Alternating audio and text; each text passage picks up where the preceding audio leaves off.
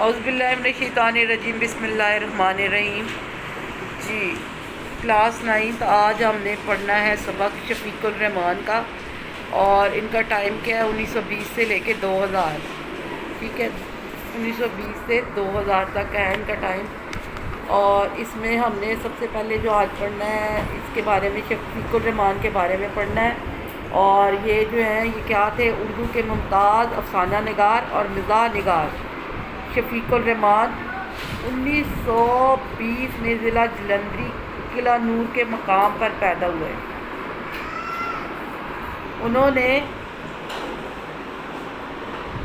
1942 میں king Edward medical college Lahore سے MBBS کا امتحان اعزاز کے ساتھ پاس کیا۔ اپنی قابلیت اور میڈیکل کے امتحان میں نمایاں پوزیشن کی وجہ سے 1 سال کے اندر ہی انہیں فوج میں انڈین آرمی میڈیکل سروس میں لے لیا گیا۔ پاکستان بن گیا تو وہ پاکستان آرمی کا حصہ بن گئے اور میجر جنرل کے عہدے تک ترقی کرنے کے بعد ریٹائر ہوئے۔ 1980 میں ان کا تقرر اکادمی ادبیات پاکستان کے چیئرمین کی حیثیت سے ہو گیا، جہاں انہوں نے 6 سال یعنی 1986 تک علمی و ادبی خدمات انجام دی۔ شفیق الرحمان مزاح کا انداز بہت ہلکا پھلکا اور نہایت شائستہ ہے۔ ان کے ہاں نہ تو الفاظ کی بازی گری ہے، گری سے مزاح پیدا کرنے کی کوشش نظر آتی ہے، اور نہ ہی محض مزاح پیدا کرنے کی غرض سے ایک باوقار مقام سے نیچے اترنے کا رجحان ملتا ہے۔ ان کی تحریریں حصے مزاح رکھنے اور مزاح کے تقاضوں کو سمجھنے والوں میں بہت مقبول ہوئی۔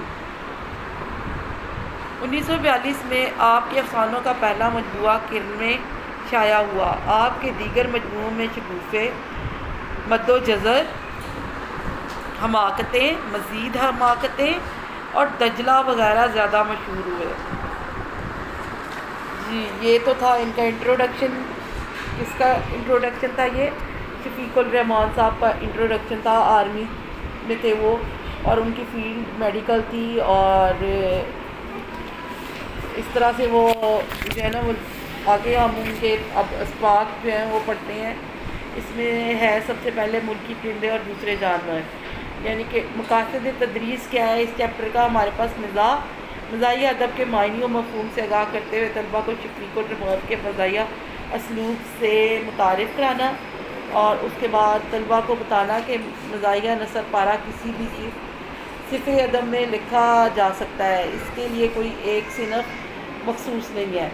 تمثیل نگاری اور پیروڈی یعنی نقل مضحک سے روشناس کرانا۔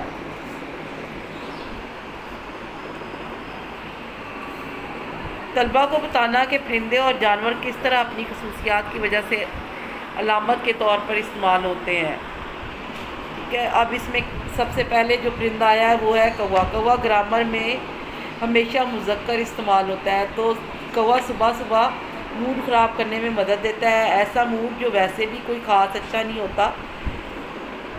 کوا گا نہیں سکتا اور کوشش بھی نہیں کرتا، وہ کائیں کائیں کرتا ہے۔ کائیں کے کیا معنی ہے؟ میرے خیال میں تو اس کا کوئی مطلب نہیں۔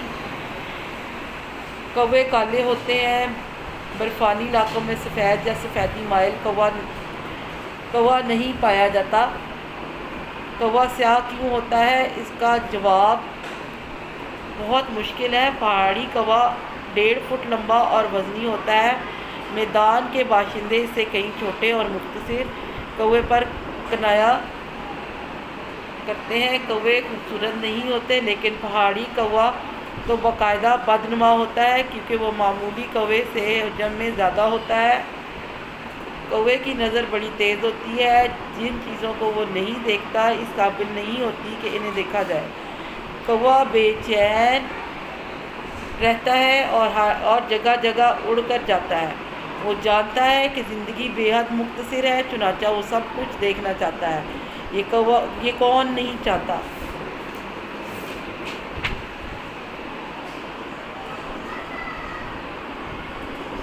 کوا بورچی کھانے کے پاس بہت مسرور رہتا ہے، ہر لہجے کے بعد کچھ اٹھا کر کسی اور کے لیے کہیں پھینک آتا ہے اور درخت پر بیٹھ کر سوچتا ہے کہ زندگی کتنی حسین ہے۔ کہیں بندوق چلے تو کوے اسے ذاتی توہین سمجھتے ہیں اور دفاتر لاکھوں کی تعداد میں کہیں سے آ جاتے ہیں۔ اس قدر شور مچتا ہے کہ بندوق چلانے والا مہینوں پچھتاتا رہتا ہے۔ بارش ہوتی ہے تو کوے نہاتے ہیں اور حفظان صحت کے اصولوں کا ذرا خیال نہیں رکھتے۔ کوا سوچ بچار کے قریب نہیں ٹکتا، اس کا عقیدہ ہے کہ زیادہ فکر کرنا اعصابی بنا دیتا ہے۔ کوے سے ہم کئی سبق سیکھ سکتے ہیں۔ کوا بڑی سنجیدگی سے اڑتا ہے۔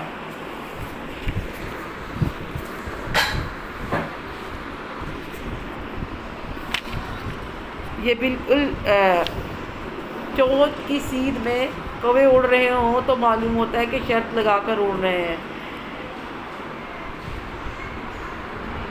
کوے فکر معاش میں دور دور تک نکل جاتے ہیں لیکن کبھی کھوئے نہیں جاتے۔ شام کے وقت کوئی 10,000 کوا کہیں سے واپس آ جاتا ہے۔ ممکن ہے یہ غلط کوے ہوں۔ اگر آپ کووں سے نالا ہیں تو یہ مت بھولیے کہ کوے بھی آپ سے نالا ہیں۔ اس کے بعد ہے بلبل۔ اس کے بعد کیا ہے جی؟ کیا کون سے پرندے کے بارے میں پڑھنا ہے؟ ہاں جی، بلبل ایک روایتی پرندہ ہے جو ہر جگہ موجود ہے سوائے وہاں کے جہاں اسے ہونا چاہیے۔ اگر آپ کا خیال ہے کہ آپ نے چڑیا گھر میں یا باہر بلبل دیکھی ہے تو یقیناً کچھ اور دیکھ لیا ہے۔ ہم ہر خوشگلو پرندے کو بلبل سمجھتے ہیں۔ قصور ہمارا نہیں، ہمارے ادب کا ہے۔ شاعروں نے نہ بلبل دیکھی ہے نہ اسے سنا ہے، کیونکہ اصلی بلبل اس ملک میں نہیں پائی جاتی۔ سنا ہے کہ کوہ ہمالیہ کے دامن میں کہیں کہیں بلبل ملتی ہے، لیکن کوہ ہمالیہ کے دامن میں شاید نہیں ہوتے۔ عام طور پر بلبل کو آزاری کی دعوت دی جاتی ہے اور رونے پیٹنے کے لیے اکسایا جاتا ہے۔ بلبل کو ایسی باتیں بالکل پسند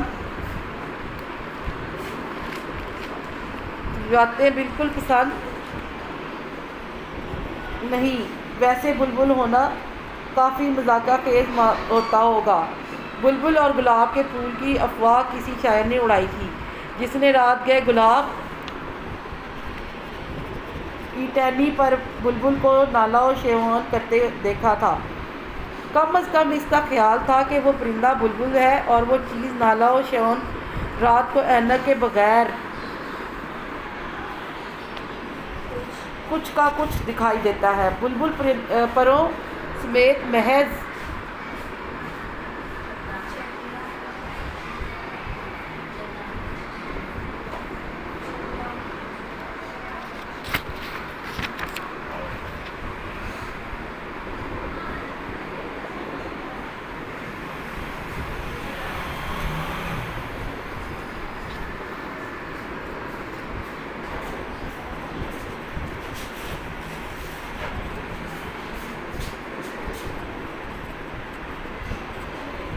اچھا جی، بلبل پروں سمیت محض چند انچ لمبی ہوتی ہے، یعنی اگر پروں کو نکال دیا جائے تو کچھ زیادہ بلبل نہیں بچتی۔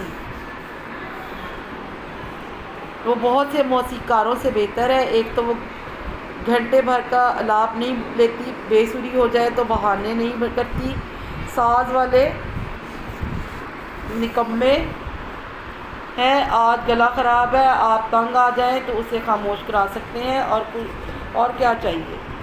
جیسے گرمیوں میں لوگ پہاڑ پر چلے جاتے ہیں، اسی طرح پرندے بھی موسم کے لحاظ سے نقل وطن کرتے ہیں۔ بلبل کبھی سفر نہیں کرتی، اس کا خیال ہے کہ وہ پہلے ہی سے وہاں ہے جہاں اسے پہنچنا چاہیے تھا۔ ہمارے ادب کو دیکھتے ہوئے بھی بلبل نے اگر اس ملک کا رخ کیا تو نتائج کی ذمہ دار خود ہوگی۔ چلیں جی، نیکسٹ ہمارا اینیمل ہے جی بھینس، جانور ہے بھینس۔ بھینس موٹی اور خوش طبع ہوتی ہے۔ بھینسوں کی قسمیں نہیں ہوتی، وہ سب ایک جیسی ہوتی ہیں۔ بھینس کا وجود بہت سے انسانوں کے لیے باعث مسرت ہے۔ یہ لکھنے والا جو ہے نا، یہ کچھ یہاں پہ گڑبڑ کر گیا ہے۔ بھینسوں کی اقسام ہیں، بے شک وہ ایک جیسی ہوتی ہیں لیکن ان کی اقسام ہیں۔ بھینس کا ہم اثر چوپایا گائے دنیا بھر میں موجود ہے، لیکن بھینس کا فخر صرف ہمیں ہی نصیب ہے۔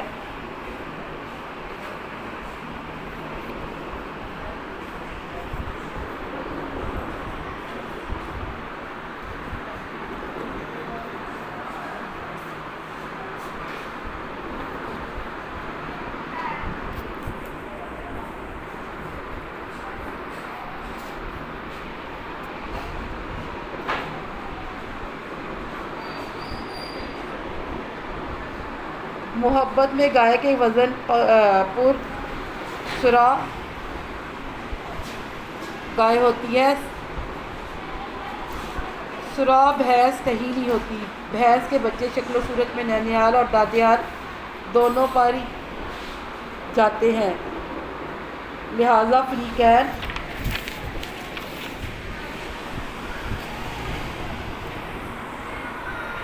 ایک دوسرے پر تنقید نہیں کر سکتے۔ بھینس سے ہماری محبت بہت پرانی ہے۔ بھینس ہمارے بغیر رہ لیکن ہم بھینس کے بغیر ایک دن نہیں رہ سکتے۔ آج کل یہ شکایت عام ہے کہ لوگوں کو کوٹھی ملتی ہے تو ایسی جس میں گیراج تک نہیں ہوتا جہاں بھینس باندھی جا سکے۔ کئی بھینسیں اتنی بھدی نہیں ہوتی مگر کچھ ہوتی ہیں، دور سے یہ پتہ چلانا مشکل ہو جاتا ہے کہ بھینس اس طرف آ رہی ہے یا اس طرف جا رہی ہے۔ رخ روشن کے آگے شمع رکھ کر والا شعر یاد آ جاتا ہے۔ بھینس اگر ورزش کرتی ہے اور غذا کا خیال رکھتی ہے تو شاید شریری ہو سکتی ہے، کچھ نہیں کہا جا سکتا۔ بعض لوگ مکمل اختیار کرنے پر بھی موٹے ہوتے چلے جاتے ہیں۔ بھینس کا مشغلہ جگالی کرتا ہے یا تالاب میں لیٹے رہنا۔ وہ اکثر نیم باز آنکھوں سے افق کو تکتی رہتی ہے۔ لوگ قیاس آرائیاں کرتے ہیں کہ وہ کیا سوچتی ہے، وہ کچھ بھی نہیں سوچتی۔ اگر بھینس سوچ سکتی تو رونا کس بات کا تھا۔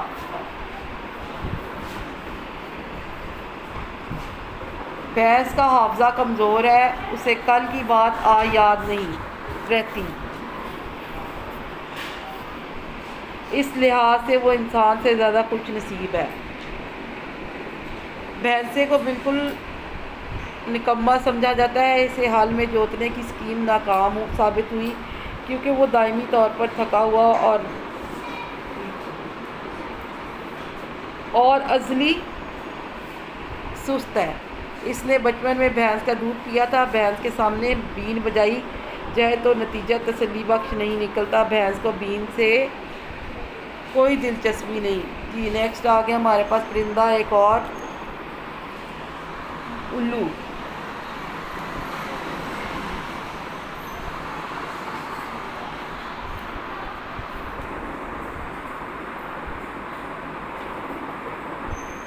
الو بردبار اور دانش مند ہے لیکن پھر الو ہے۔ وہ کھنڈروں میں رہتا ہے لیکن کھنڈر بننے کی وجوہات دوسری ہیں۔ الو کا ذکر پرانے بادشاہوں نے اپنے روز نامچوں میں اکثر کیا ہے، لیکن اس سے الو کی پوزیشن بہتر نہیں ہو سکی۔ الو کی 20 قسمیں بتائی جاتی ہیں۔ میرے خیال میں 5-6 قسمیں کافی تھی۔ ویسے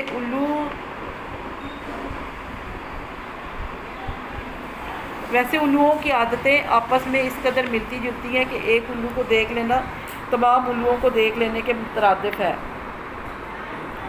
الو کو وہی پسند کر سکتا ہے جو فطرت کا ضرورت سے زیادہ مداح ہو۔ روزمرہ کے الو کو بوم کہا جاتا ہے۔ اس سے بڑے کو چغد اور چغد سے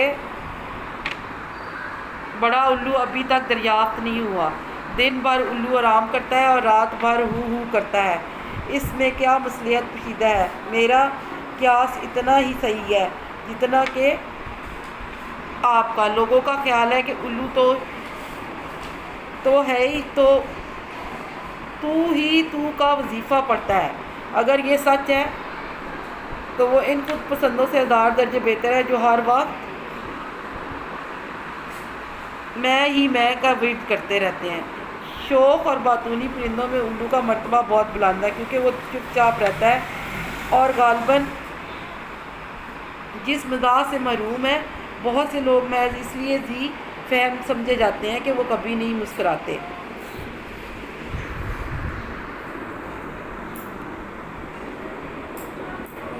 مادہ ننھے الوؤں کی بڑی دیکھ بھال کرتی ہے، مگر جوں ہی وہ ذرا بڑے ہوئے وہ ان کی شکل اپنے ابا سے ملنے لگی انہیں باہر نکال دیتی ہے۔ الو کو اپنے بچوں کی تعلیم و تربیت سے کوئی دلچسپی نہیں ہے۔ وہ جانتا ہے کہ یہ سب بے سود ہے۔ الو اچھے بھی ہوتے ہیں اور برے بھی۔ اچھے تو وہ ہوتے ہیں جو دور جنگلوں میں رہتے ہیں۔ الوؤں کو برا بھلا کہتے وقت یہ مت بھولیے کہ انہوں نے الو بننے کی التجا تھوڑی ہی کی تھی۔ اس کے بعد ہے جی بلی۔ بلیوں کی کئی قسمیں بتائی گئی ہیں۔ جو لوگ بلیوں کی قسمیں گنتے رہتے ہیں ان کی بھی کئی قسمیں ہوتی ہیں۔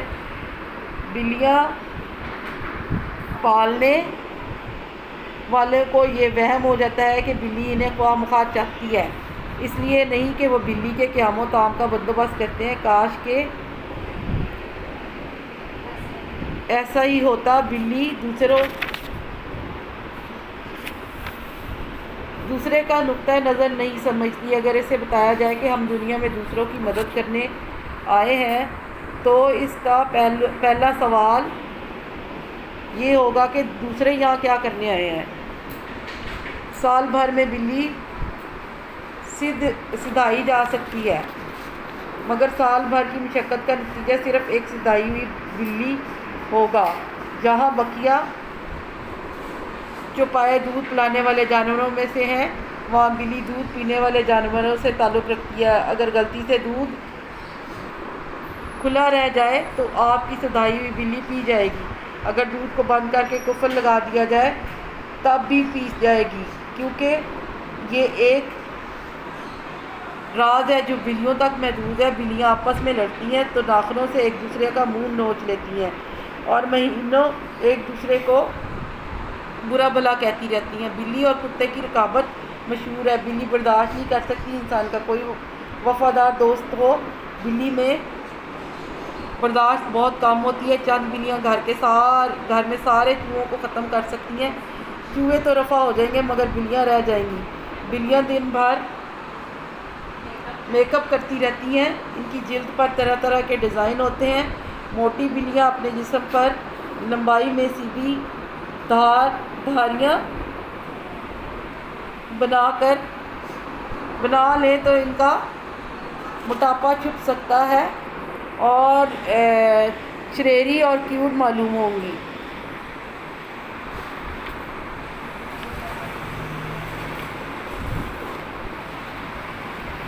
بلیاں دوپہر کو سو جاتی ہیں، وہ رات تک انتظار نہیں کر سکتی۔ بعض اوقات بظاہر سوئی ہوئی بلی ادھر ادھر دیکھ کر چپکے سے باہر نکل جاتی ہے۔ اس سے باز پرش کی جائے تو خفا ہو جاتی ہے۔ بلی کی جگہ کوئی بھی ہو خفا ہو جائے گا۔ ایک ہی گھر میں سالہ سال گزارنے کے باوجود انسان اور بلی اجنبی رہتے ہیں۔ زندگی کتنی عجیب ہے جی۔ مزید حماقتیں میں سے یہ لیا گیا تھا آپ کا یہ سبق اور اس کی ایکسرسائز ہے۔ اب آپ لوگوں نے ایکسرسائز میں کرنے ہیں، کوسچن آنسر ہیں آپ لوگوں کے اور خالی جگہ پورا ہے۔ یہ والا سیکنڈ کوسچن ہے، متن کو مد نظر رکھ کر درست جملوں پر نشان لگائیں اور اس کے بعد ہے دیے گئے الفاظ میں موضوع الفاظ کی مدد سے خالی جگہ پر کریں۔ اس کے بعد اگلا کوشچن ہے مدرجہ ذیل الفاظ کے متضاد لکھیے اور آپ کی مدد سے تلفظ اور مذکر و مؤنث الفاظ الگ الگ کریں۔ مصنف نے اردو کے بارے میں جو کچھ لکھا ہے اسے اختصار کے ساتھ بیان کریں۔ سبق کا عنوان مصنف کا نام اور اقتباس کے موقع محل کی وضاحت کرتے ہوئے مدرجہ ذیل اقتباس کی تشریح کریں۔ اس کے بعد اگلا ہے مرکب ناقص اور مرکب تام میں فرق۔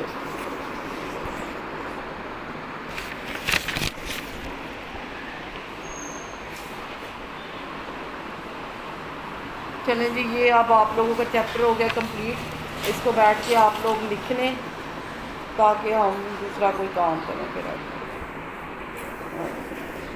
آج ہم نے سبق کون سا پڑھا ہے؟ شفیق الرحمان کا، اور سبق کیا تھا ہمارا؟ ملکی پرندے اور دوسرے جانور۔ ملکی پرندے اور دوسرے جانور، اور یہ 9th کلاس کا تھا۔ چلیں جی، اب آپ لوگ کام کرنا شروع کریں۔